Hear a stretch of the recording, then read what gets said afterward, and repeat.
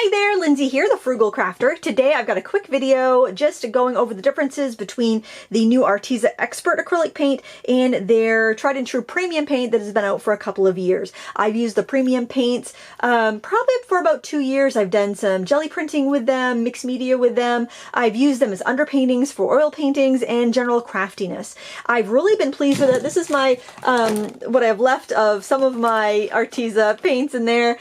I've used up a few tubes, so I feel like I've used them enough to feel out their quality. They work great with jelly printing, which is what I generally use acrylics for, or for art journaling or underpainting, and I was very pleased with them. So when I saw they had an expert range, which is their professional range, I was really excited to put them to the test and compare them to these premium ones that I've been using for a while. So after they came out with these smaller 22 milliliter tubes, they have a variety of sets from 12 to 60. They came out with these pouches in their most popular colors. So I believe 14 of their colors are available in the pouch.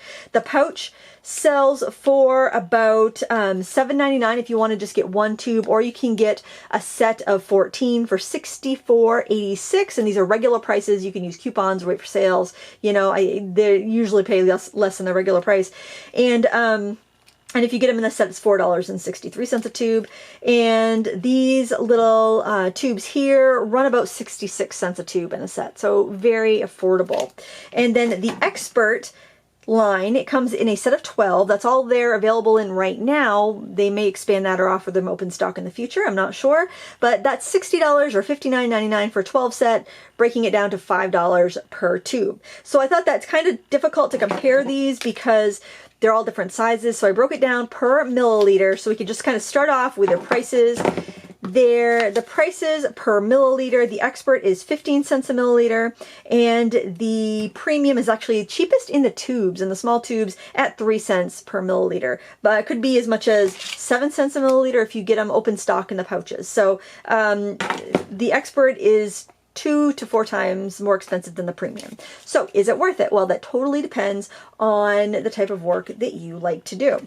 So what I did was I took a piece of watercolor paper and I divided it up into 10 sections, basically because 10 of the colors that I had in the Expert range out of the 12 I had in the premium range as well. I was also curious to see if the premium tubes and the premium pouches were the same, because when you have companies that kind of hit the scene really fast like Arteza and they come out with all these products right off the bat, you got to figure they are outsourcing the production. So I kind of wondered if maybe the people that made the pouch and the people that made the tubes were different and the paints wouldn't be exactly the same. I had no qualms with either because I've used up even like the whole pouch of gold I used up. I've used up a lot of these paints, so obviously I'm happy with them.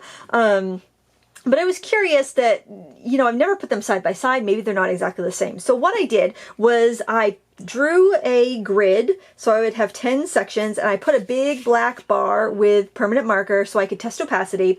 Then I tried to put as exact as I could dabs of each type of paint in each of the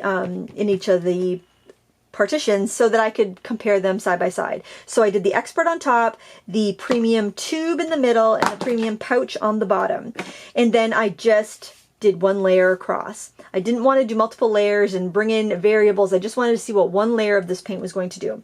So the first thing I noticed is that after it was dry, it was hard to tell this from the beginning, but after it was dry, I noticed that the Expert paint was matte. It dries to like an eggshell finish, and the premium paint dries to a semi-gloss finish, kind of like what you typically see with acrylics. If I hold it to the light, you can kind of see how these bottom two samples, which are the premiums, catch the light, and the top ones are matte. Because they're matte, they cover better. They seem to be more opaque. Now I do see some transparency in the phthalo blue. Ironically, I don't see much in the phthalo green, but I think it could just be because the values are so close between that black and that green that you don't really see it, although you can clearly see it on the premium. The yellow was much more opaque. The crimson it looked a lot more opaque. These looked a lot more transparent until they were dry, but they dried out pretty opaque, so I wasn't displeased with that. The biggest difference I saw was the titanium white. The titanium white was much more opaque in the Expert versus the premium, which had a gloss. And I only have 2 of these because I just have some left in the pouch. I used up the little tube long ago. So, but I did determine after swatching all these out and looking and comparing the pigment numbers, that all of the premium ones were the same versus whether you got the pouch or you got the little tube, you're getting the same paint. Now, something I noticed is that one of the colors in particular seemed a little off, and that was the crimson, where the Expert Crimson seemed more like a rose and the premium crimsons looked more like your Naphthol Crimson. So I thought maybe it was just because there were extenders in these paints and it was making them reflect the light differently. But then when I took a closer look, I noticed that the recipe for this paint was different. Now the numbers are the same, 105, 105. All the numbers and the names will match across the entire line. So if you got crimson in Expert, it's going to be number 105. You got crimson in Premium, it's going to be 105. So if you have a color you love in the Premium, you can get that same color in the Expert. Well, they have 12 colors now in the Expert, but if they expand, theoretically, you'd be able to easily switch back and forth.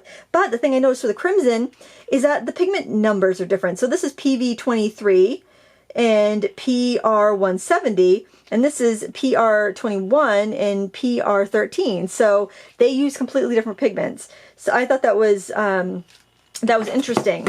They do look different to me. However, there's 3 other colors that use different pigments, but I really don't see that much of a difference. The Mars Black, which I accidentally set something on it before it was completely dry, those look, maybe the Mars Black that's in the Expert line looks a little bit cooler, and the other 2 Mars Blacks slightly warmer. The Expert Mars Black uses PBK7, and the Premium Mars Black, which is the student grade, uses PBK11.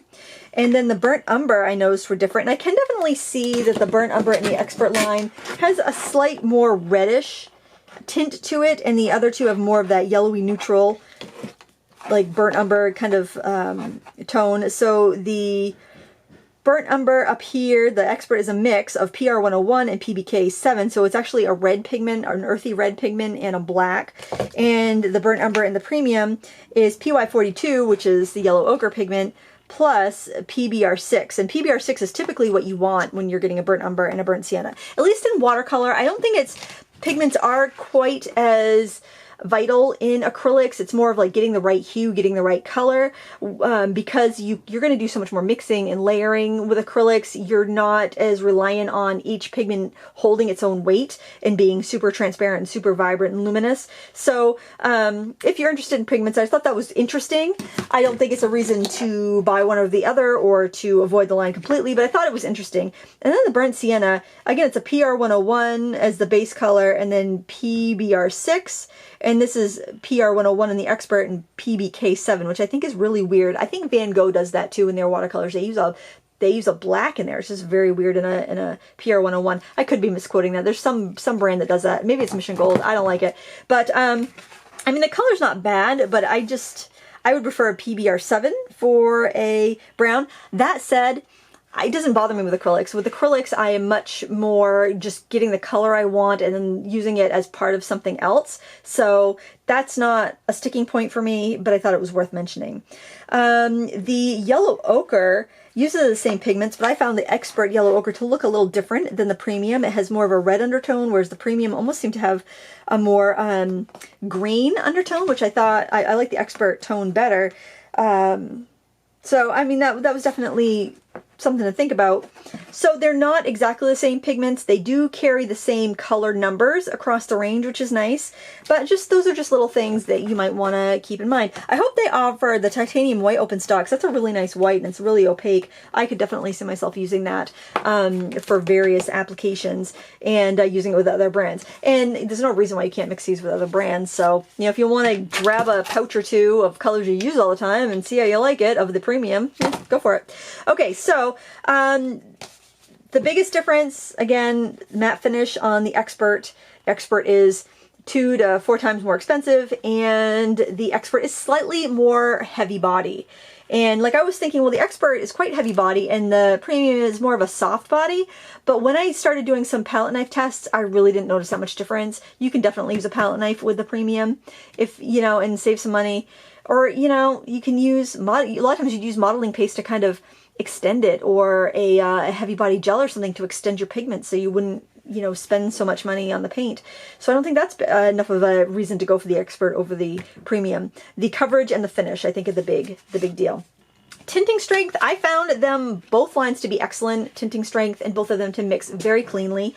So what I did here was I, again, tried to be as uniform with my dabs of colors I could, and I did crimson, lemon, and phthalo of the expert. I did crimson, yellow, and phthalo of the premium. I did a big gob of white in the center, and then I just brush mixed around just to see what I was going to get for colors, see if it was going to go muddy. Here you can see the difference in the red pigments. I got a nicer purple on the expert. I got a nicer orange on the premium, and that's just because of the pigments they used in the red. Many of the colors are mixed pigments, which again, I don't think is as big of a deal in acrylics as it is in watercolor, but just something I wanted to make mention of so you know what you're paying for. So my final thoughts, my final opinion, I would say there's not that much difference between the premium and the expert to warrant the extra price, unless you want that matte finish, which I actually do really like the matte finish because to me it looks more like gouache when it's done, and I find it's more pleasing to the eye than having that shine of the premium. But if you were doing furniture, or you were doing something where you were going to varnish over it anyway when you're done, or spray it with a matte spray when you're done, that doesn't really matter. So you know, there you have it. If you want to try those expert colors, they are pricier. I definitely think they're decent, but they're definitely not the bang for your buck you get with the premium line. I don't see that big of a difference between the two. Could be that I paint mostly in watercolors, and that may be why, but I think they're both high quality lines.